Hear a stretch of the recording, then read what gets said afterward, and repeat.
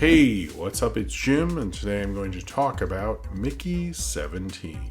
This is Bong Joon-ho's big budget follow-up to Parasite, which was the first foreign language film to win Best Picture, and was only the second time a film had won the Palme d'Or and Best Picture. Nora did it again this year, but it is still the first foreign language film to win Best Picture.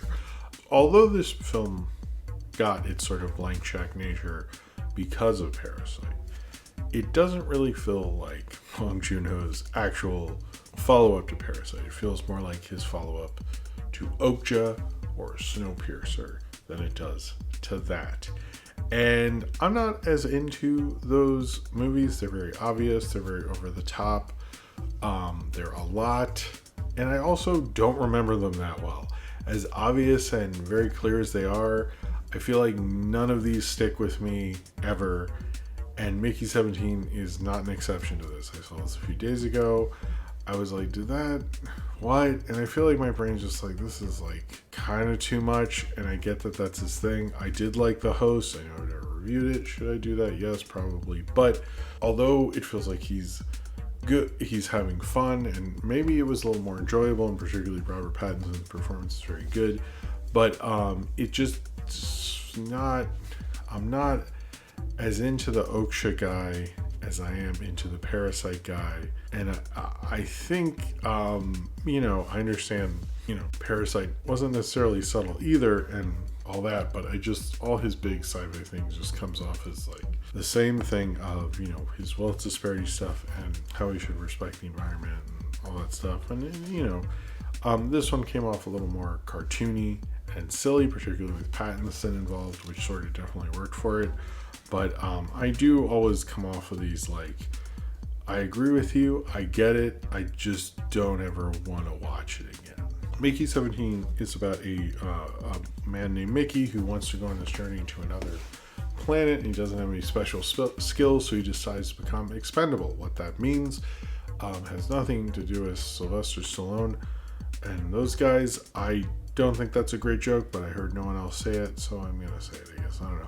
But he decides to be an expendable. What that is on Earth they made this like cloning technology where you can like print out a new version of yourself, but there's like problems with duplicates and stuff.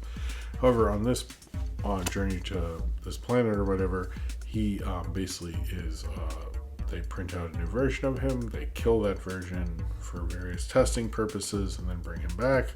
Then one of his version, the 17th version, doesn't actually die and makes his way back to the base, and then goes back to his room, and he finds Mickey 19, I believe, and complications ensue since there's not supposed to be doubles, and he tries to figure out ways for both Mickeys to exist. Robert Pattinson has been known for silly, wacky performances. I know he's had various people he's based these on. He has a very New Yorky, I'm an English actor doing a New York voice. I can't do it. I can probably do it better. It always comes off as fake, and like I heard someone say he's like one of the Bowery Boys. I thought that was almost on purpose because this film was so over the top, but very much worked with it. He sort of, it's fun when someone understands the material very well and can like pierce through it. And I think Pattinson complimented that and was almost a storyteller onto himself in that performance, very much so. He like got what he was doing. It seems like he was having fun.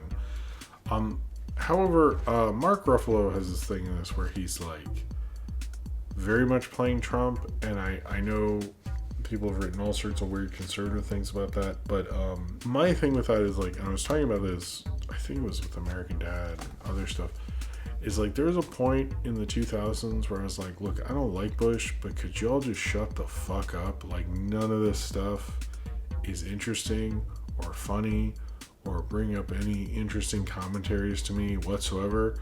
So like, could we stop it with this? I was just so tired of it by the end.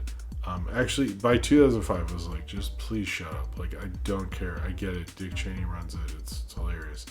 And it's like, I'm coming to this, I don't necessarily feel that way about Trump because we got like 4 years where we thought it would never happen again, and then he won and stuff. But like in this one, what Ruffalo's doing here, I'm like, please stop. Please stop this. Like, this is, I get that like so many things are about Trump and all that stuff. It usually doesn't annoy me, but this time it pissed me the fuck off. Like, I don't like him either, but like, why do I have to watch him at the fucking movies too? And it's like, so this obvious over the top Mark Ruffalo thing, which I don't like. Over the top Mark Ruffalo. Mark Ruffalo used to be an interesting, cool actor. I get that he doesn't really do that now because he likes money and stuff. That's good for him, but like, I just don't. I thought this was like too much, and I saw him do this in Poor Things and then this, and I'm not feeling it whatsoever. I think he also, it's like, what are you doing with this Trump thing? I get like, he wants this like all white planet stuff, and like, it's like, I get this Trump. It's like I get it. And that's kind of like one of the things about this movie and this Bong Joon-ho style is it is so over the top. Honestly, I feel like it was like Bong Joon-ho's version of like Lightyear or something, where it's like, this is a cool idea if you had like executed it properly. I sort of wish they had someone who was like silly and goofy but over the top in the right way. I almost feel like a lot of cartoons that would have something like this are over the top but understand how to use that to say something broad, and he almost is like saying something broad without like saying anything interesting while saying something broad, because like, yes, it's like wealth disparity is horrible, and yes, like we should be pro the environment against these fascist regimes, but like, what is he saying that's different or interesting or any sort of, it's like, it feels like Bong Joon-ho, when he has this kind of budgets, he gets lost in doing all this crazy stuff and like pushing things to the next level, but he's not really like in terms of special effects or actors being crazy or something like that. But like, I often don't feel any great commentary from it. I feel like I'm thinking about this actor's over the top performance or something, and it feels just like all of these movies, as much as they're against wealth disparity and stuff, feels like wealth excess that doesn't have as much to say as when he like has a fine-tuned story. I do think he's a good storyteller and stuff, and I like those from what I remember of it, but this just felt sort of messy, and like, I'm not against, him having the blank check. I totally get it. He did an unprecedented thing for the movie. No one thought he could.